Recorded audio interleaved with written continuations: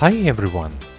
Many of my courses are dedicated to photo painting techniques using tracing or cloning tools in different applications. I like tracing a lot because you feel like you're doing a manual painting from a photograph with the digital brushes. At the same time, you are able to paint even if you don't have any drawing or painting skills. The application is picking up colors and shapes automatically from the image and turns it, with the help of your hand, into an oil painting or watercolor painting or any other painting. In this course, I will show you how to use the photo tracing technique with Rebelle Pro application. Rebelle is one of the best software for digital painters. It has super realistic brushes which simulate artistic media such as oil, gouache, watercolor, acrylics, pastel, etc.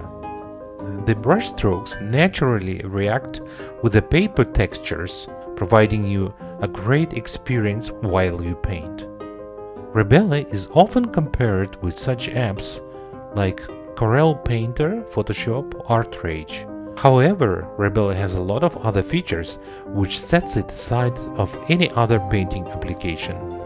One of those features which I prefer using in my photo painting technique is tracing. This feature is very well developed in Rebelle, although not everyone knows how to use this feature in the application. And that's what I'm going to teach you during this course. In addition, I will share with you my Rebelle brushes which I customized specifically for my photo painting technique. And we filled in the areas, the shapes and the colors by covering the original pixels of the image. Let's see, if we turn off the opacity of the original image, that's what we have. Can see that we have white spots here, and the white spots, that's what we haven't painted. The brush is a little bit smaller, and that's what we need for more precise painting of this image, of this head. And if you press harder, it will give you some larger strokes. So we need to be a bit patient with painting out the details of the figures. Let's see how it looks when we turn off the original image, and we can see now how nice the painting is, the brush strokes laying separately on the layer without being on the image itself. Let's see how it worked out. I think it's pretty nice. Let's zoom out. With the white brush, it's better to be a bit further from the figure, and then when we go closer to the figures, we can decrease the brush. But the big brush is good, so it covers the background faster than the small brush.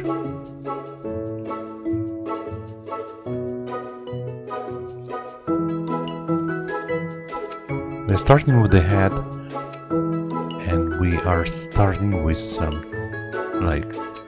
with the clothes, with the head to begin with, and then we gradually will move to the face,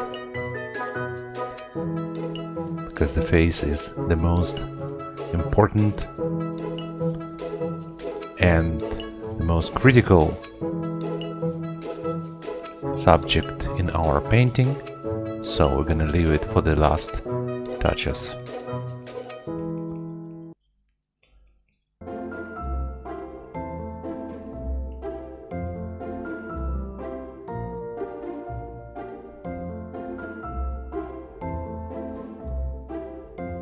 Sometimes it is nice to leave some paints on the contrasting areas, neighboring contrasting areas like white and brown.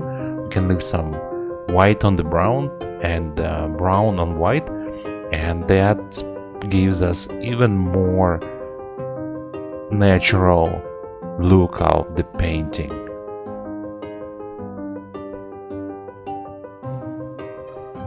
The white highlights are very important. When you mix them with the rest of the colors, they really provide some additional very nice look to the painting.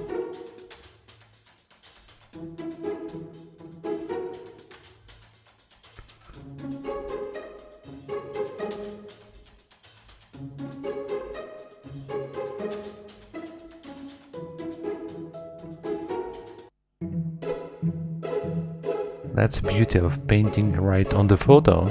I tried another approach by painting out on the canvas without the photo visible.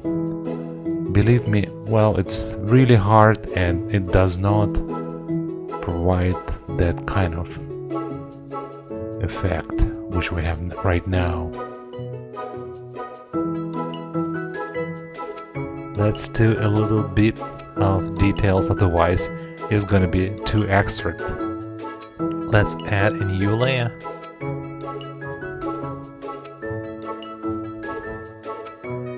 Of course it is not going to be a kind of a detailed painting. It's gonna be really abstract, but I think the purpose of this lesson, of this painting, is just to take your hand, take your pen, and try to enjoy placing the brush strokes on this canvas using the tracing technique, the tracing tool.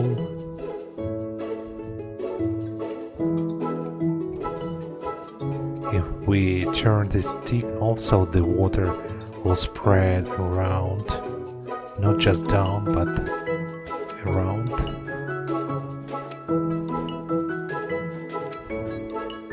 And place this watery strokes. Okay, let's see what we've done.